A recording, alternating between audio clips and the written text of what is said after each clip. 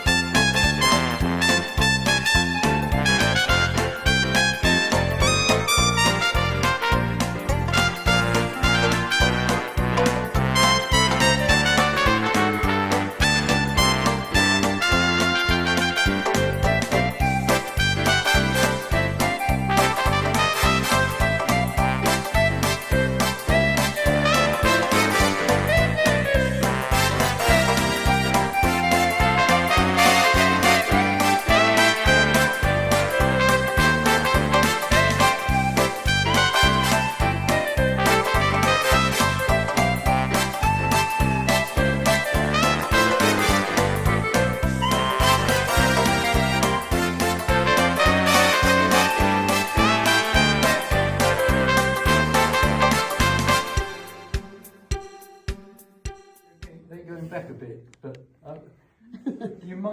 they might have, some of them might have been here while you were here. Come on, Charles, you're saying I'm old. No.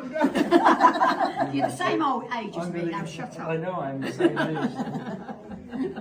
I can't definitely name any. I think it's going back. I think there's a Red Hue in there, but somewhere. Oh, Red, that one. That would be Red. Red, yeah. Yeah. Yeah, that would be Red, yeah. And here's a Wilkinson, but I don't know which one. There's so many of them.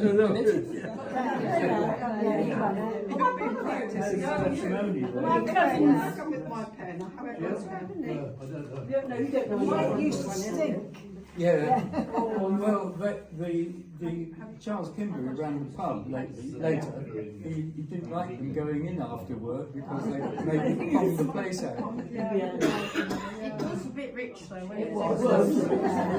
So I'm told. I just left it as he's put his days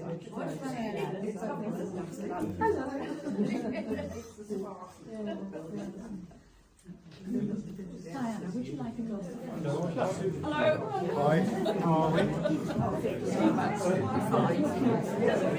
So that's why she absolutely hates you. No, I don't. I think I'm afraid it's you. And as she's had after that, she's always hated chocolate. Funny dogs don't forget to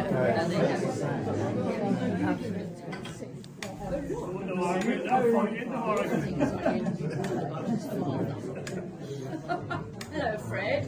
What are you doing? Where are you going? I'm afraid I may be a bit rude about your father. Rude about Well, what? you know your father did exactly what he liked, didn't he? I wouldn't say that. Oh, yes, he did.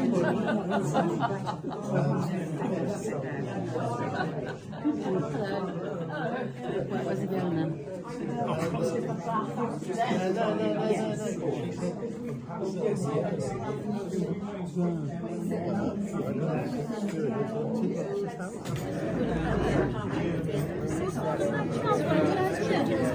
Well, we never know.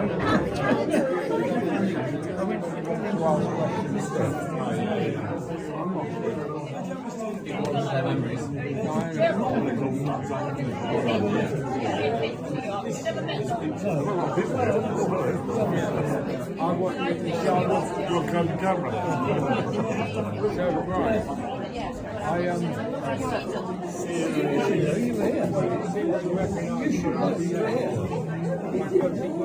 think like series. There's series.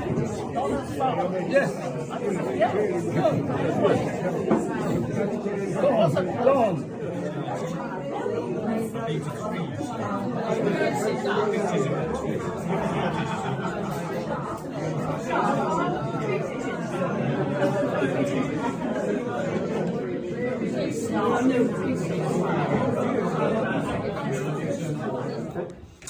And I think that the fact that Pathé News came here might have had something to do with the fact that Charles Kimber ran the pub. Who was a titled man who had quite an illustrious career, or rather an unconventional one. Anyway, I'll show that, and as a kind of introductory thing, and and it only lasts about a minute and a half, so don't worry. It's called the Three Pigeons, this Oxfordshire pub, but no pigeons remain since Aunt Sally came to reside. Pigeon fanciers can blame bespectacled Sir Charles Kimber, the publican. But the villagers of tiny Drayton-St-Leonard bless his Eton and Oxford education, whose culture surely showed the way to running an Aunt Sally alley.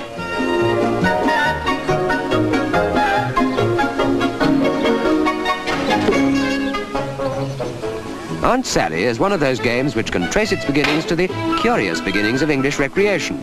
20 years ago, the name was associated with fairgrounds and racecourses, when gruesome caricatures of old ladies were set up to be knocked down primarily by men with mother-in-law trouble. Here, however, it's strictly the traditional Aunt Sally that is played with such intensity.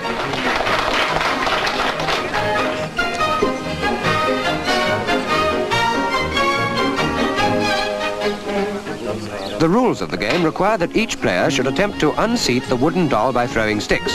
Each player starts with 6 sticks, but if the match results in a draw, they start again with 3 sticks. If it's still a draw, they either pack up and go home or begin again, and the losers buy the beer. In fact, he was the guy that turned the sticks for them, which is how I come to have these. They're pretty solid. If you've played it, you know they're quite heavy. And they have been used. They've hit the iron so many times, they've got the original grooves to prove it. They also now have woodworm. They are from about 1960, and I don't know why I kept them, but you know, you just kind of did. Glad I did, yeah. So that's it, really. What wood are they made of? Tree. They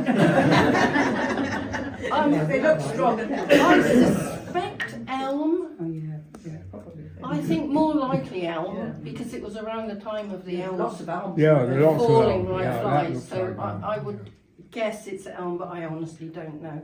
I was a mere baby You in don't ask those 1960. questions when you're a little piggy. Didn't really, yeah, girls didn't really do it in 1960. But there you go. That's these are the originals, but they may not be the ones that were in that clip. Thank you very much for bringing them in. And how we want to do this is, I'm going to invite each of them to say a little bit about how they came to the village and what their chief memories are. But this is very much for participation. So if anybody would like to chime in and say, oh yes, I remember him and I've got this good story, or if anybody wants to ask a question, then please feel free to do so. Well, let's start with Hugh. Can you say a bit about how you came to be in the village? And Quite simply, I was born here, so I don't have to give an explanation. And of course, my family, my father and my grandfather farmed here, and they farmed from the 30s, the beginning of the 30s here, alongside Burkett Farm. And we had dairy, pigs, chicken. It was a proper mixed farm. We grew wheat and barley, and during the war, of course, they were quite advanced and they had got tractors, but we really saw, and I saw at the end of the war, the end of the cart horse era. And machines took over, which was a fascinating thing. And of course we employed quite a few people. In fact, on this farm we employed 30 people, yeah. But it was labour intensive. Everything was done by hand. There was no JCBs and hydraulics to do it. And gradually we all learnt that we had to find a better way. And the real change that took place was the Cowley works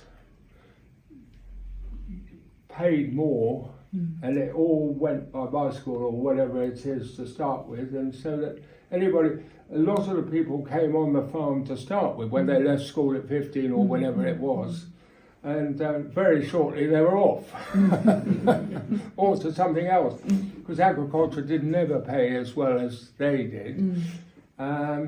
So primarily that's the area from 45 onwards to the 60s was learning how to get more and more machinery to do the work, and the big breakthroughs were made from then onwards, and it ends up with us employing one person now. From 30 to 1. Yeah, Yes. 30 to 1. Yeah. But of course the family works as well, so Yes, they don't. yes. I don't count that. Because you don't pay them. Yeah. But you're And of covering course, a lot bigger acreage than you were at that stage as well. pardon? A lot bigger acreage now than you were covering. Oh yes, we farm nearly 3,000 acres, and of course we've got an industrial estate. And George is my son, and he does a brilliant job of running it. I just get in the way. Yeah, I moved here with my parents, Fred and Rita Smith. They took the tenancy on the 3 pigeons with my brother and my sister. My other 2 sisters were married by then. I thought I was coming to the back and beyond. You know, no buses or anything really here. I was working full time then when I was 14, so I had to get to Oxford every day. The village was so different then. It was really welcoming. Everybody seemed to know everybody. Mind you, a lot of people were related to each other, so you just had to be a bit cautious in the pub, you know. And it was a lovely pub, a super atmosphere. There were 2 pubs in the village, the Catherine Will and us, and there was a kind of friendly rivalry. Mr. and Mrs. Nutt were an old-fashioned kind of couple. She reminded me of Mrs. Walker out of Coronation Street with her twin set and pearls, but she was a lovely lady.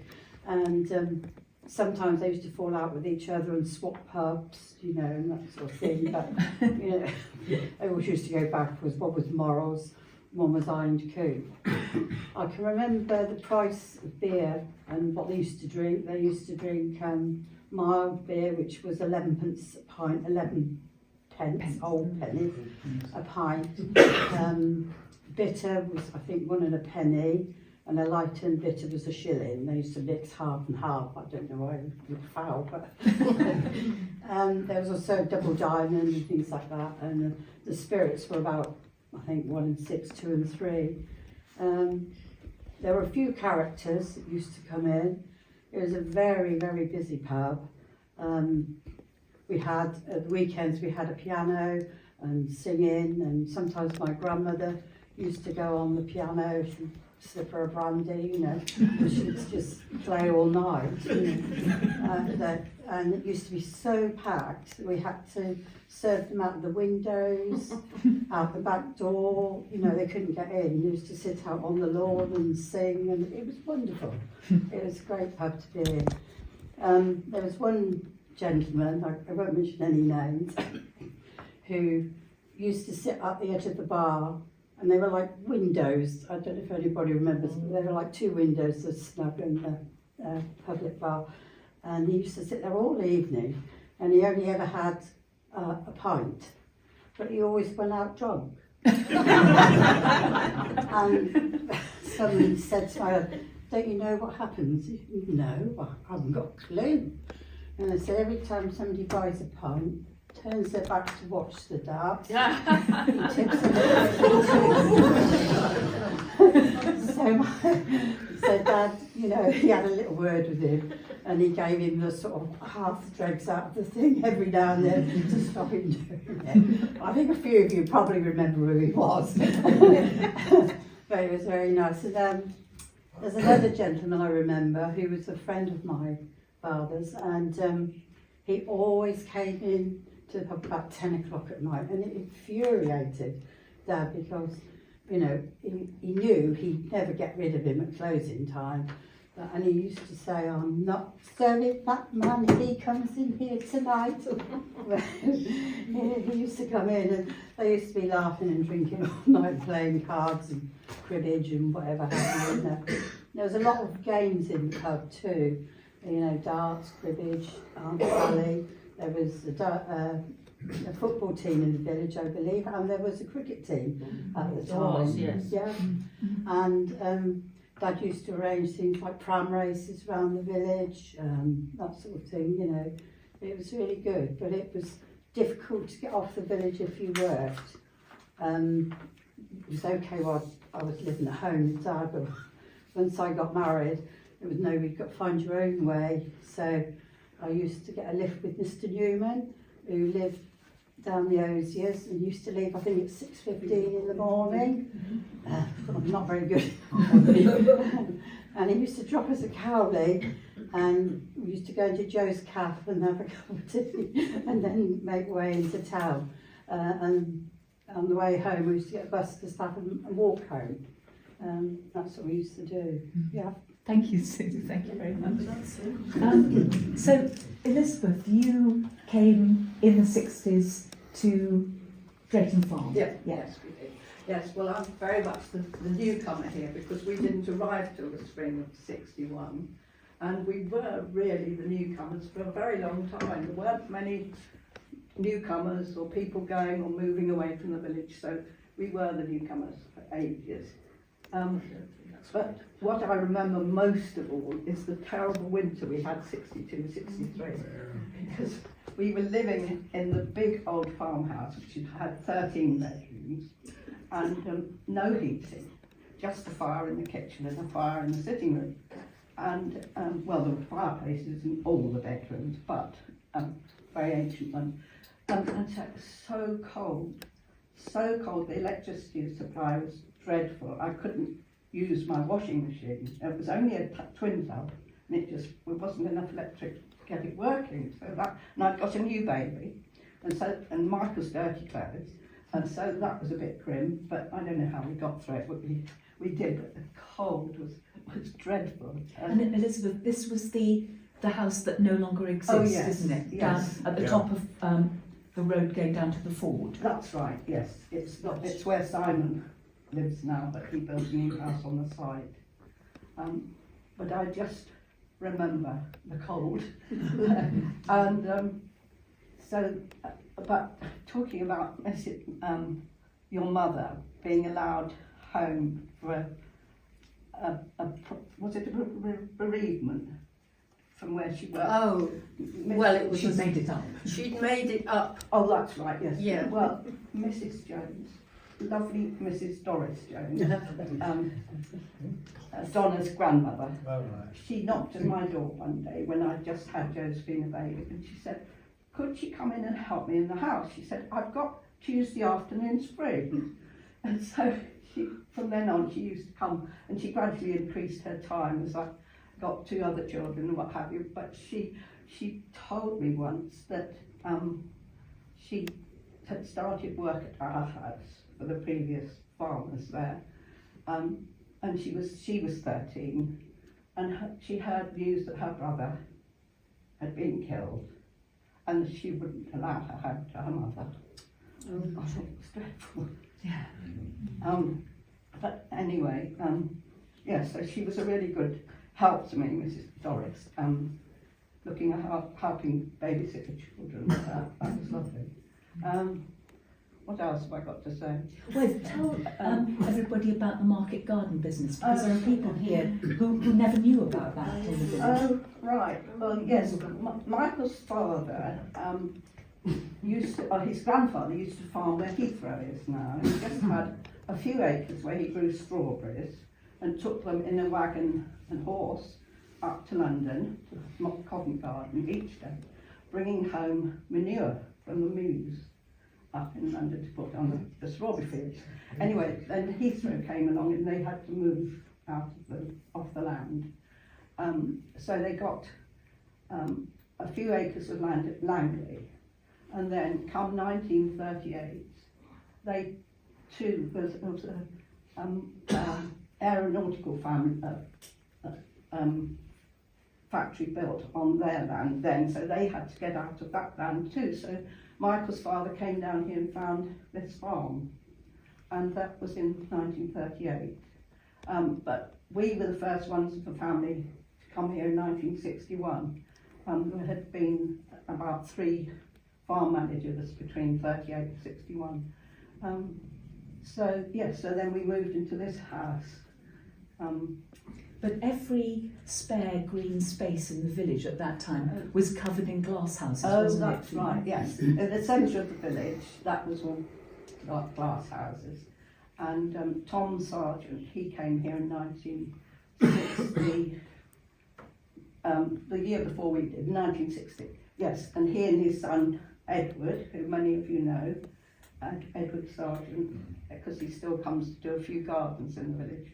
He was just left school at that time, and so he and his father worked on the frames and brought on cabbage plants and lettuce plants, etc. And then after a couple of years, we put up the greenhouse in front of our old house, and Edward and Tom were in charge of the greenhouses. And then we gradually got more frames, and they worked on those too. So Hugh was saying that in the early days they employed 30 people. You must have employed a lot of the villagers on your business as well. Many of them, and there were some families, several generations that worked there. And the 6 houses, as where we live at the end, number 7 now, those 6 houses Michael's father built immediately after the war in 1946 for extra staff.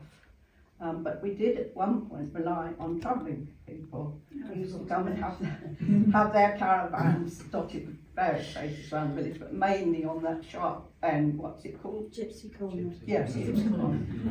Yes, so there were about, during the summer months from spring till the end of September, there were perhaps 6 travellers. And then off they went then, probably down to Evesham or to Kent to do whatever harvesting there was to do down there. But they used to work piecework, so the more they did, they got very, very quick at picking the spinach and pulling radishes and bunching radishes and pulling spring onions and bunching spring onions. And they were so quick. Occasionally we got an odd boulder, because a lot of them were measured. But they were paid by how many boxes they did, and occasionally we got the odd boulder in the bottom of the spinach to make it heavier, but that didn't happen often. But they were so quick at bunching these radishes and the onions. It was just unbelievable to watch them all. And then a lot of the women, yes, a lot of the women from Bairnsfield, yes. The manager used to go and collect them in a van after their children had gone to school, bring them back and get them back there in time for fetch their children at 3 o'clock in the afternoon. But they used to bring their food, and they used to chop up some vegetable boxes and make a fire and sit round the fire and have a chat, I suppose, and have their breaks. But they were there, they came for years and years and years, so they must have been quite happy to come, and they haven't got far to travel. And of course they all took home bags of veg on a Thursday payday, and they took home their bags of veg.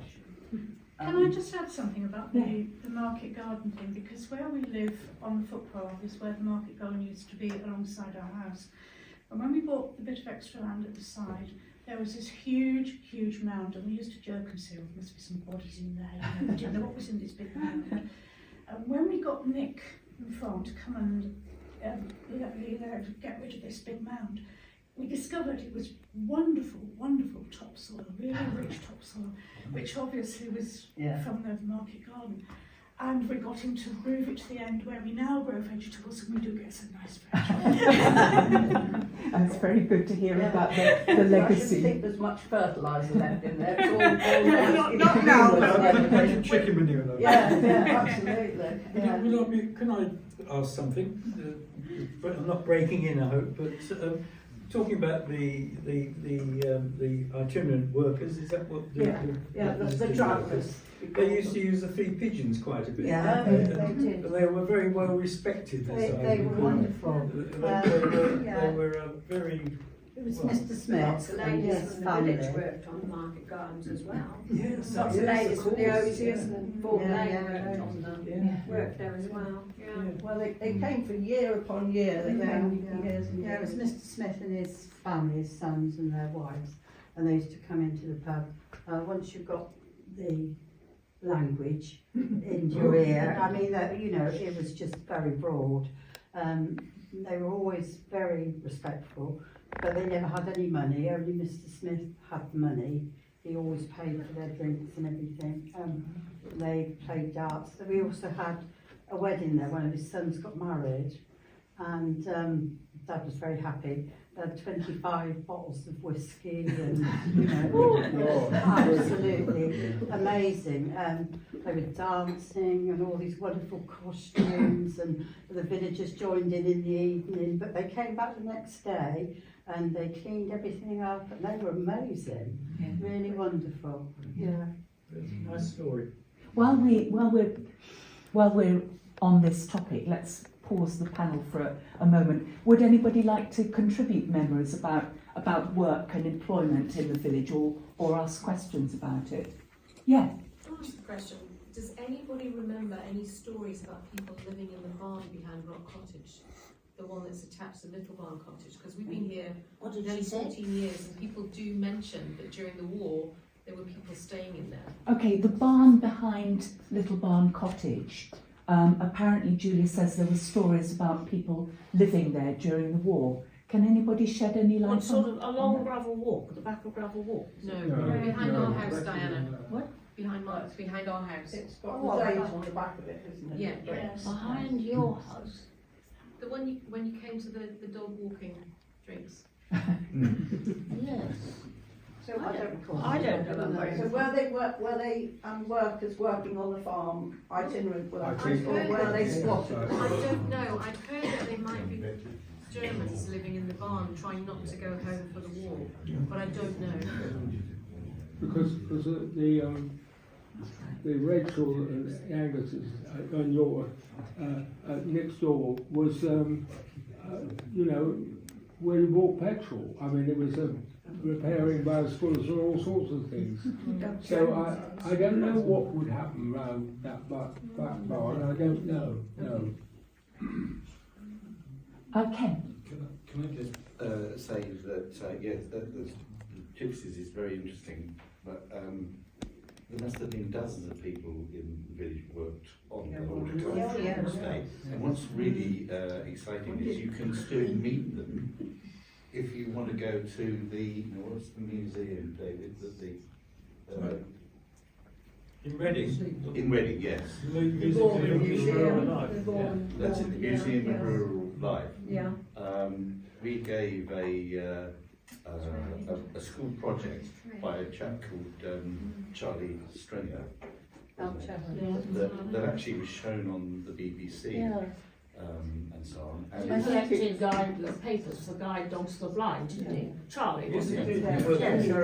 Oh, Charlie Stringer. Yes. The point is, there's loads of black and white little Kodak photos, and they're all annotated. You can see who's who, and they're all over your fields. It's free. You can go in, and it's quite impressive when you have a look. So if you're ever out that way, give it a go. I think Charlie took his project to Blue Peter. I think that's how he came. Yeah. Well, it's there on the table. If you want to Is read it there? If anyone Yeah. wants to read it, it's there. That's great. On the table. Another little anecdote about the fields was I remember very clearly earning pocket money pea picking. And it was after school in the warm evenings we could go pea picking, and Mr. Foster would come around and weigh the boxes. And it was amazing. I think they weighed £35 for the box, and we got 2 bob. But you could have done quite a bit with 2 bob. You could. It was 2 bob we wouldn't have had otherwise. So, Yeah. yeah. There was quite a few of us who'd do that just for a few hours after school. Nice fresh air. Absolutely. Oh yeah, there's not much of that around here, is there? Plenty of fresh air on those French, fields. yes. I don't know how some of the ladies were managed because they'd bring their children and their prams, and the children would sit out in the fields between 9 and 3, and so they must be pretty tough. And the ladies were very They lit tough. fires, didn't they? Didn't they lit little fires? Oh yes, they broke up some of the boxes Yes, because it yes. was all wooden boxes that lit a fire to sit round to have their breaks, you know. Yes, so, but I mean, some of the children used to sit for hours in their pram, and I don't know whether it'd be allowed. Can you tell us, perhaps starting with Daphne, a bit about what it was like to be a child in the village in the 50s, 60s? Because I'm guessing it was very different from how it is today. It was very different. I think the main difference is that there were actually children, lots of children, and they were out playing. Because the only thing they could do was go out to play. Yeah. There was no electronic nanny, it hadn't been invented. And so from maybe 3 years old, we would all be out across the fields, down at the ford. I think we were all in the river by the age of 5, definitely. And that was our playground. Sorry, Sue, what? The splash. The splash, that's what you call the ford. Yeah. You go to the ford all day. Yeah. It's like balls with beach, wasn't it? Did you also use the bit by Garden Cottage? Yes, we used to sit on Because that. that was free to go to, wasn't it? Yeah. Back then. Yeah. It was blocked off. Can I ask any of the longer term residents, do you remember we had a cold winter and the big boys with their boots and cans of water made a slide from the church gate down a slide, it was glass ice. But for how far? From the church gate right down the slope to kind of where the entrance to the Catherine Wheel car park would be now. Anyone remember that? Was that 61 or 62? Sorry, Val, I didn't hear. Put salt on it to melt it Afterwards, yeah. But of course, there were no cars, so you could play in the middle of the road. It didn't matter, hopscotch in the road. Did you go to this school? Did you go to this school? I didn't go to this school. All of my siblings did, but it was closed in 1949. Was that when the school closures were? Yeah, and I was still not old enough to go to school at that point. So where did you go to school? Benson. Benson. Yeah, age 4. So there was no school up at Berensfield? There was no Berensfield. When was that sort of? 60s. It Late started late 50s, 50s. It yeah. started, yeah, with the Horseshoe Colwell Road, wasn't it? Yeah. That was the first one.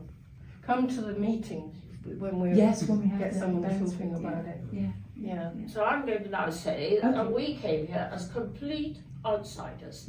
We had absolutely nothing to do with the village whatsoever. And that was 1960. I think we came in April 1960, Right. and my son Jonathan was about 14, 15 months then.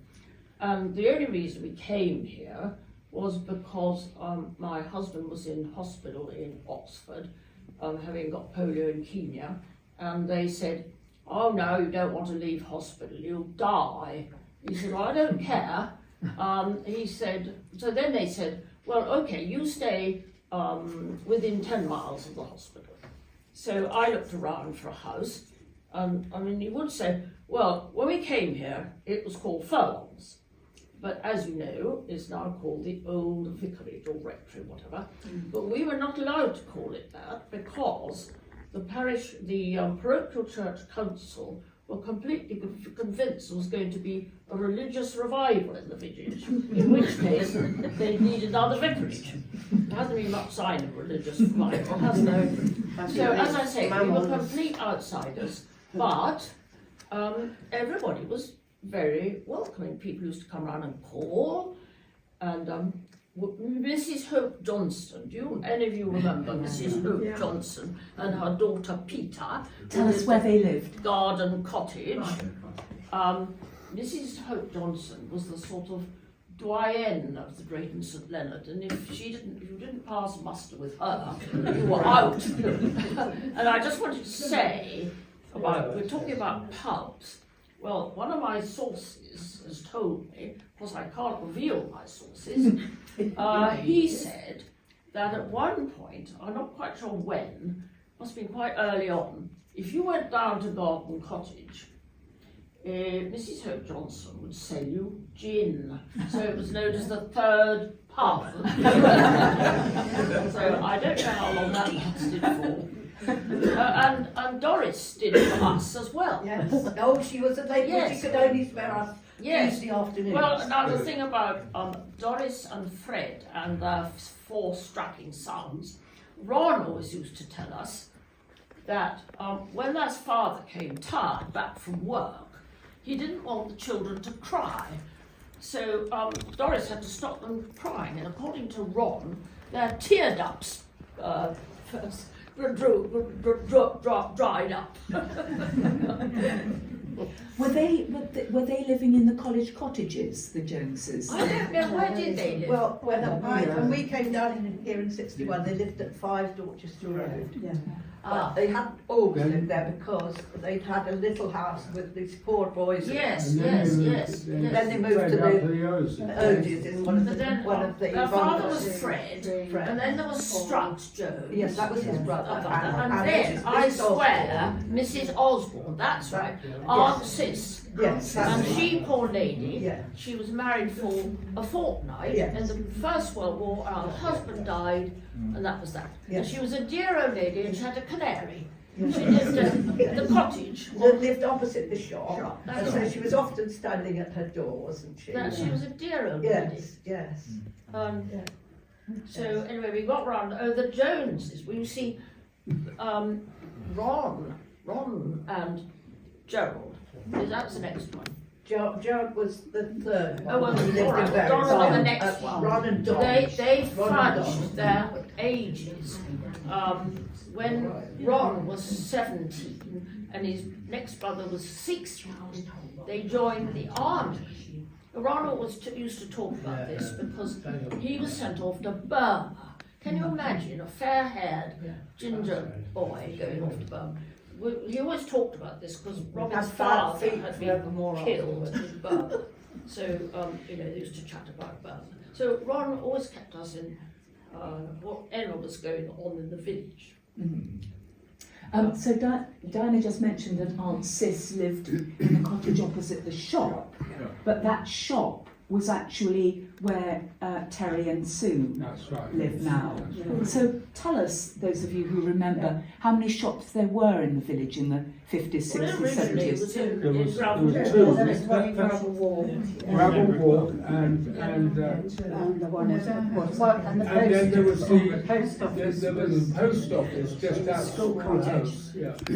schoolhouse, yeah, the post office. And Dolly used to come and deliver the papers and... Yeah. Well, Pat Tinmarsh, at one point, she ran a post office for a day a week, didn't she?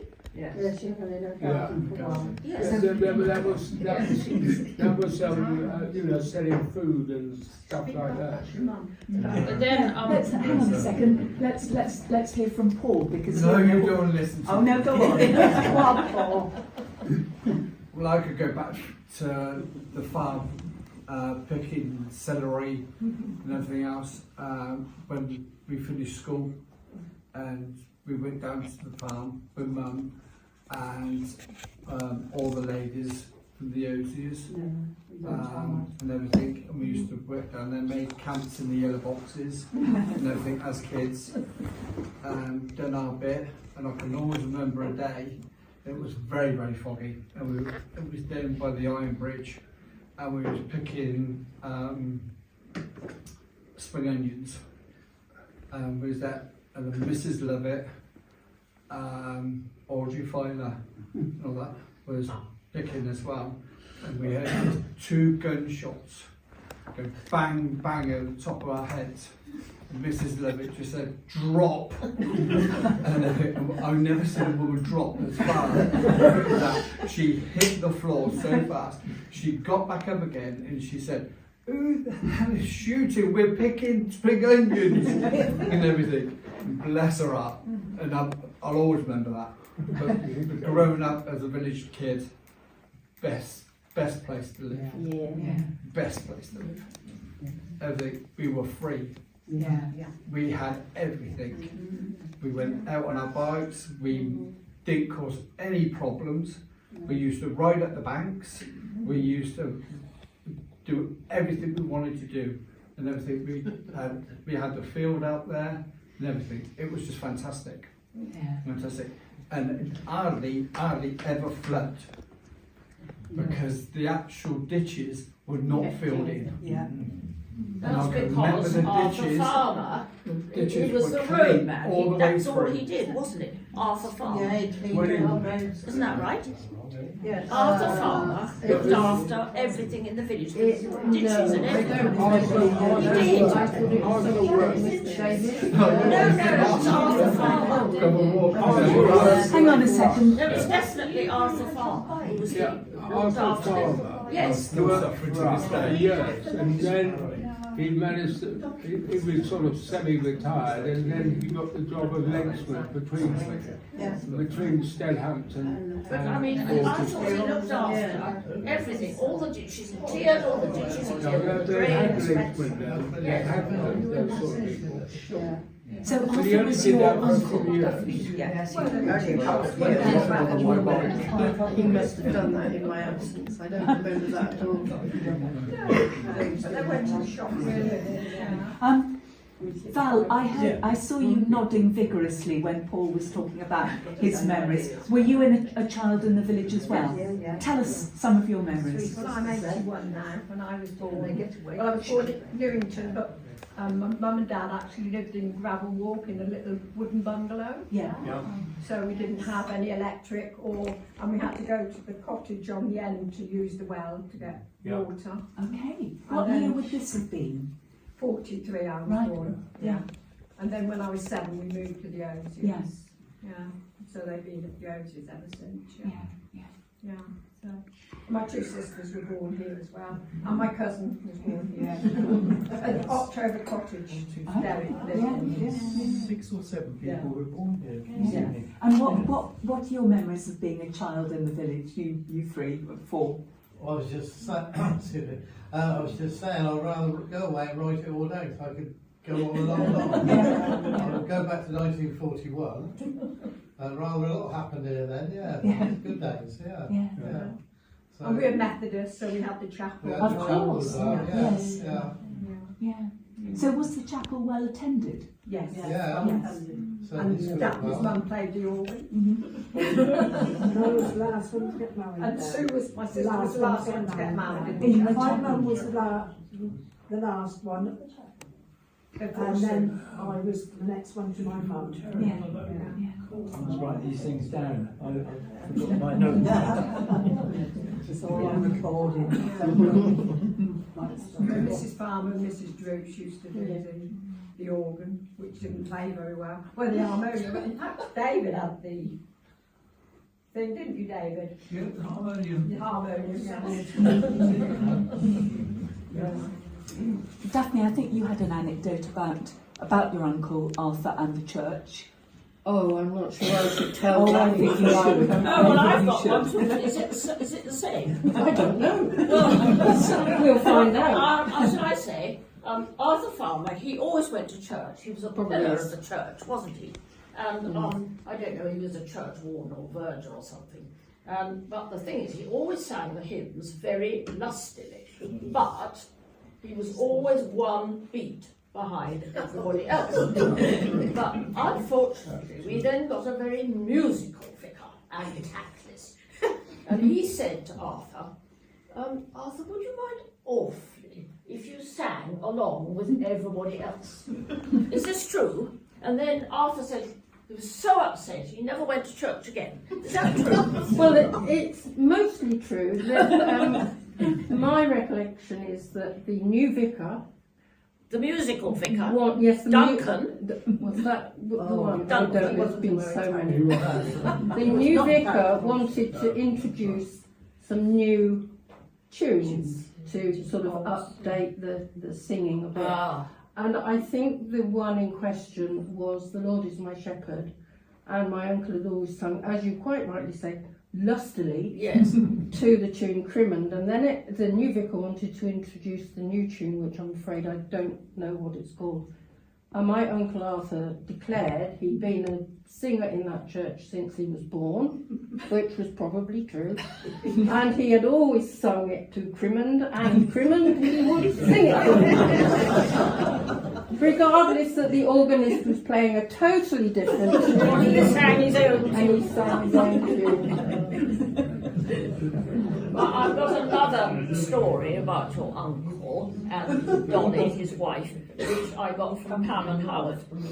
Because Pam and Howard had some donkeys in their field, and they were very sprightly little donkeys, a lot of rumpy-pumpy. And anyway, Arthur said to Pam and Howard, could you possibly stop your donkeys having all that sexy stuff? He didn't want his wife to have a look. That's what Pam and Howard told me. And they lived in what's now called Dolly's Cottage, which it wasn't called then, was it? I'm sure. No, I called it Dolly. No, it What was it called when they Number 10. Number 10. Ah, yes. I think it was always known by me as Dolly's Cottage. And then somebody gave it the name, kind of formally Dolly's Cottage. Everybody knew where she lived. But She it did had, a lot of work in the village. she did, it had an enamel number 10 on the door. Oh, right, yes. I think Dolly's Cottage was much nicer. The farmers used to pay £0.50 a week rent. £0.50. And of course it had no electricity and a new outside. Well, that's because she refused to have it. And outside pretty, I dare say. And then what about where David lives now, Cope Cottage? Mr. Johnston and Miss Davis. Oh, yeah. Miss Davis was supposed to be Mr. Johnston's ward. Anyway, Miss Davis, she taught at Stadhampton School, and he used to drive her there every day. Anyway, Miss Davis and Peter Steer, they were... So explain who Peter Steer was. Peter Steer was Mrs. Hope Johnston's daughter, who worked for Hugh on the farm. Anyway, Miss Davis and Peter, they were the founder members and absolutely kept going the Drayton-St-Leonard Conservative Association. You can't believe we had one, did you? And also the British Legion, of which Miss Davis was. And Miss Davis liked everybody to know that not only was she head of the British Legion in Drayton-St-Leonard, but she was known at national level as well. So there you go. Daphne, you had a flicker of recognition at the mention of Miss Davis. Did you? What are Were your you taught memories by of Miss her? Davis? No, I wasn't taught by her, but I'm not sure I should tell this. Well, Miss Davis and her, I don't know, protector, Guardian. guardian. There were a lot of words tossed around. He drove her to Southampton every day, and of course past my house, and we called him Grampy because he never drove faster than 15 miles an hour. And they would slowly go past my house, and he would slowly come back on his own. But there was always that question mark over there. Yes, well, yes. I think we'd just say these days they were probably in a relationship. He looked after her, shall we say. I think he did. Yes, in every exactly, sense. exactly. But he always seemed to be very, very old. Yes. What had his profession been? Does anybody know? No idea. I think he was born old. And the fire, of course, we had a fire, and that really was the end. A fire? Fire, when it burst all down at one night, and we all... Well, at Cope Cottage. Yeah. My goodness. Yeah, you remember that, don't you? Yeah, I do. Yeah, I mean,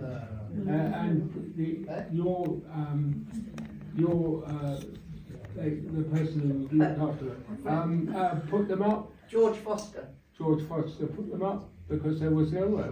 The father Was gave it very one- bad fire? I don't remember that. Well, it was before your time. But the beams that are there now still look very old. So did they rebuild it, Hugh? Because beams still Oh, look well, very it was genuine. repaired and built. The roof went. Yeah. It was dramatic. And then there was Mr. and Mrs. Talbot. He was very small and she was very large. They lived in a very nice Talbot cottage. It was very nice, 2 up, 2 down, and a monstrosity that's built now. Anyway, when Mr. Talbot died, apparently there was £2,000 under his mattress. That's what Howard and Pam told me. He obviously didn't believe in banks.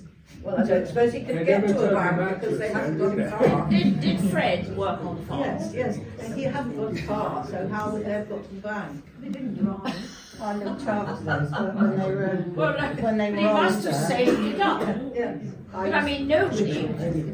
Yeah, oh yes, they were always paid in cash. Nobody. would have been. Very few had But do you think a lot of people had kept their money under the mattress? What were you saying, Sue, about that? I used to look after later, obviously when they were ill, I used to do her care and I used to look after him and I used to look after Doris and Dolly. The Talbots? Yeah. Mrs. Talbot was she had arthritis or something. Yeah, she was quite poorly and Yes. couldn't do a lot. So I used to go and help her. That was my job at that time when my children were smaller. So Yeah. I used to look after them. They were a lovely couple. Yeah. Absolutely They were. sweet. Yes, I remember that. Yeah. And Doris Jones, I looked after her and Mr. and Mrs. Parslow. I looked after Fred and Annie because she was very poorly. Yeah. So Related to the Parslow that we saw throwing the that's him. sticks. That's so- him. His Well, wife, yeah. Yeah. yeah. They're on a video that you put up the other day, talking to somebody in the village. Yeah. There were 1 or 2 rogues in the village too. Rogues? Yeah. Likeable rogues, but rogues. Yeah. You want mentioning What sort of roguishness did they do? Yeah. Well, mostly thieving, but you know, I mean, everybody used to leave their doors open, and same with the pub. I mean, Dad used to leave the doors open and what have you. It was always very safe, but we did have a visitor one night. A few bottles went missing, and somebody whispered in Dad's ear, and Dad had a word with him, and it didn't happen again. He apologised. He actually drove me to my wedding. I think he had his eye on the free booze all day. But you know, he was quite a nice chap, but he was. On that matter, what about the police? Was there a policeman in the village? Oh, was there a Well, there was always a policeman around the village. Oh, that was Mr. White. What was his name? Yeah, but there was always a policeman when I was a child. Because he used to stand at the end of the gravel walk and I wouldn't go down there. Which I was Mrs. Foster, but had to come out a few times and take me up gravel walk to home because the policeman was stood by the wall. But we used to have a lot of delivery people come to the village for quite some while. I don't know when they all petered out. It might have been the end of the 70s, but certainly when we first came here in the 61, we could have meat delivered from the shop. Yes, we had groceries delivered from Headington. Yeah. Oh really? Yes. Oh, we had ours from the shop. Well, it's just how you living in Headington. Had from the Dorchester shop. And they all came from Dorchester. Mr. Exon had an really old bakery in what's now the cafe at the White Hart. That was his bakery. He used to deliver bread to the shop, and then we could collect from the shop. Letter, the post, Harry used to sign Harry, that's all right. the way from Warborough across the bridge. I don't know how he got through on when the weather was so awful, but anyway, we never went without our letter. Twice a day. Twice a day? Yes, twice a day. Yeah. Twice a day. And milk, of course, before you always have milk. And what else? Milk, meat, and bread. It was very self-contained though, because there was the shops, there was, you know, the businesses, so people had jobs here. There was also like people in the village, your mum did hairdressing and other people, Mr. Tidmarsh, your grandfather, mended cars. There was always lots happening and you didn't have to go far. You know, there was everything in the village. Sue, tell us about the disco shack. Oh, yeah, disco shack. That was good. Well, my dad was always after Parsback. So he built this, there was a big shed in the garden of the Three Pigeons, and he built it, he wanted a restaurant. This was before Judy's house was... Yeah, Judy's house was goes on at it. night sometimes, you know. Does it? Yes, the old disco shack. All the way back, the garden, didn't Yeah, it? it went all the way back. And he built this restaurant, which was a bit of a flop. You know, my mum was a bit anti anyway, so because she had to do the cooking. But it went on for a little while. They got fed up with it because, you know, split between the two, getting starved. And also there was no passing trade really. People didn't come here. You either lived here or you didn't, you know. So he turned it into a place for the kids to come, disco shack. He put a jukebox in there and a billiard table, and they had some great times in there, some parties. I think my wedding was in there. It was quite good, yeah. What was the population? How many? Around. But lots of children. Around 300. There was a future. We started a playgroup in here, but that was in the 80s because there was a lot of young children at the time, and you could only go to Dorchester, and their own children had like priority. So we decided to start one here. I think it was Jackie Mears, Sue Davis, and Lynn Sargent. We started it between us, and we had about 15 children a day for 3 days a week. Some come from Southampton. I think it went on for about 4 or 5 years, and then they moved it to Southampton because obviously a lot of our children went to school. There wasn't so many here. So how many did you get in your disco? Oh, it's always packed. No.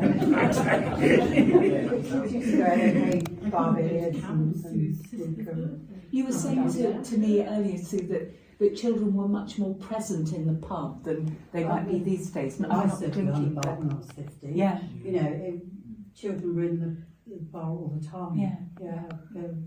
They were never, you know, they didn't drink, obviously, but they were always there. Wow.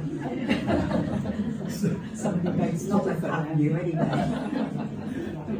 Now we have with us, sitting next to each other, we have the current editor of the Village Newsletter, Diana, and the first editor of the Village Newsletter, Sue. Yes, indeed. So tell us how you started it, Sue. 94. When did you do it? 94. Because I've got the old copy here, and that was all about the Joneses leaving the village. All right, yeah. Yes. I started it with Margaret Jones. Yes. About, yes. I wouldn't like to say, I can't remember. It's sort of been on and on. I mean, sometimes it went for a bit and then it stopped and then it went on again. I did it for about 5 to 6 years. Did you? Yeah. I don't know whether Liz and I were long. Was it last as long as that was? What inspired you to start it, Sue? I don't know, I was fiddling with things.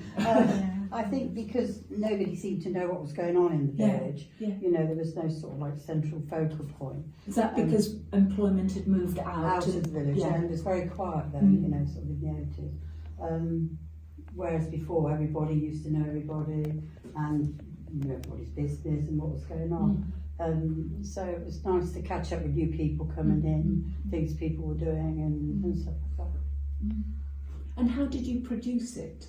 Because Liz uses a computer. It says here, let's see, it says, where are we now?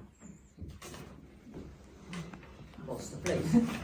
Here you are. Yeah, that's it. Yeah.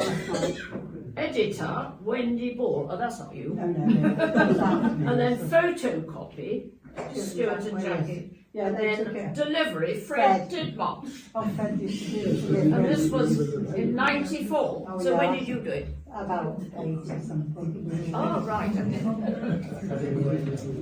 think we started it. We haven't talked about Alginure. 81. Okay. Alginure, which took place in the Tithe Bar, where the Aston Martin bar. That must have been. That was my little rogue. It worked. What? Did you work there? No, no. Yeah, the rogue did. The Rogue. But she was What, referring Professor to... Honesty? No.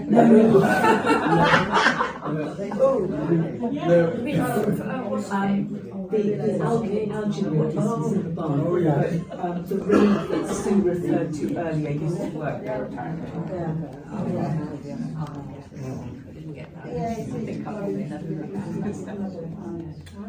All right, Charles is showing a can, an Alginure can. So this was a fertiliser made from seaweed, wasn't it? Yes, and it was, as Ron Jones always used to call him, Professor Bonnigskin. I don't know whether he was a professor, but he was actually called Bonnigskin. And it was a brilliant idea, made out of seaweed, wasn't it? But then another of my sources said that actually he took to the bottle. That's why, that's true, they gave up, or it gave up. And after it was all cleared out, there were massive empty bottles. But Mrs. Bonnigskin she was a much straighter person, wasn't she? Yeah. And she was interested in youth, wasn't she? And she went to teach at Turner's Court, wasn't it? And the place where the young are banged up for being naughty. Huntercoombe. And then she lived to a ripe old age in the village at the end. Yes, she did. In fact, Inoni Bonnickson contributed a chapter to the village book, so she was very involved in that project. Yes, she was. She's lovely. Yeah. Diana, when I came to the village in the 60s, it was a very divided village with a kind of them and an us. What did he say? When I came to the village in the 60s, it was divided between a them and an us. Most of them are now dead, apart from you. I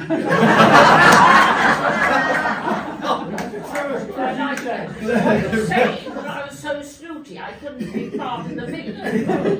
The them have all been replaced by rich people. I'm still here. I take that as a personal insult. The them have all been replaced by rich people, none of whom are here tonight, but never mind. Can you tell us about the kind of posh people who used to live here? Like I don't Colonel know. Moore. Of course you know them. They used to go to Well, I the did house insult. and drinks.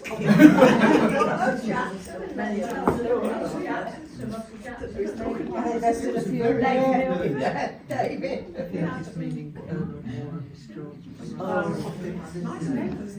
Alison, I was going to be more, so I want to say something. Okay. Well, what I wanted to say was that there were two in the village very severely disabled, charismatic people. One was Adam Wright, who was born in 1965, and his mother had rubella when she was pregnant. So Adam was born, he couldn't see and he couldn't walk, but he was highly intelligent and he learnt how to use this light writer thing so that you typed in what you wanted to say to him and he would answer you. And he went to school and he went to college and he forged a life for himself. He lived in a sheltered accommodation, but always supported by Pan Card, of course. And he wrote books and he wrote poetry and he wrote the history of their family. And then so he was not downcast by his disability, nor was Robin Cavendish, who was a high achiever and was not cast down by his disability either.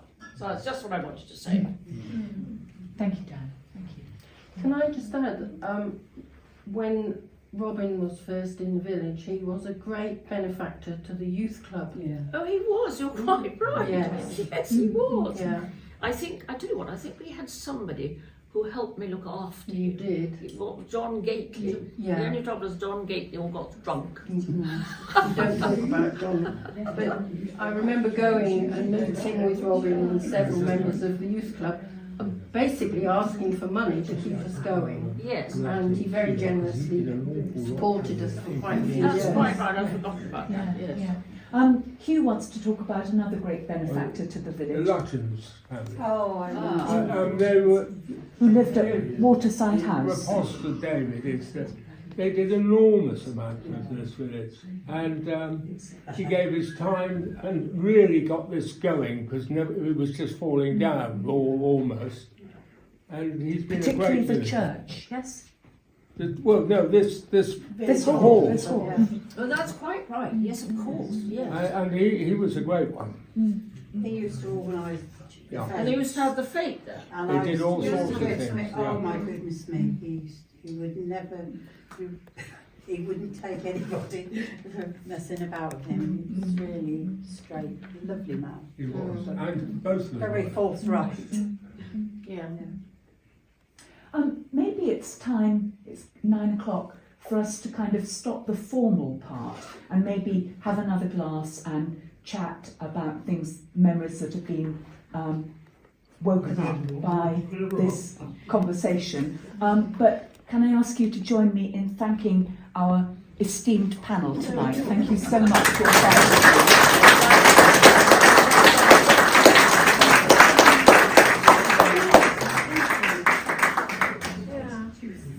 There's more drinking. Diana, you couldn't remember having a fete in your garden, my son told me. What's that? My son told me that you couldn't remember having a fete in your garden.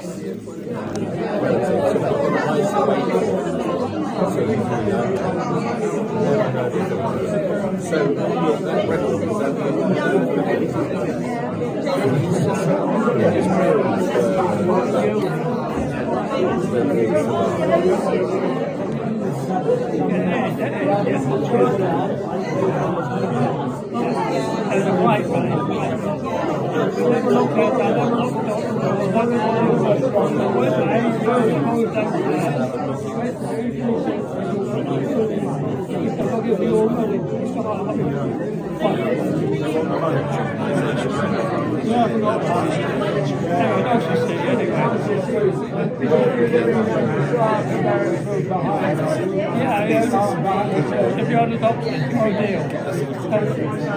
Be hard for the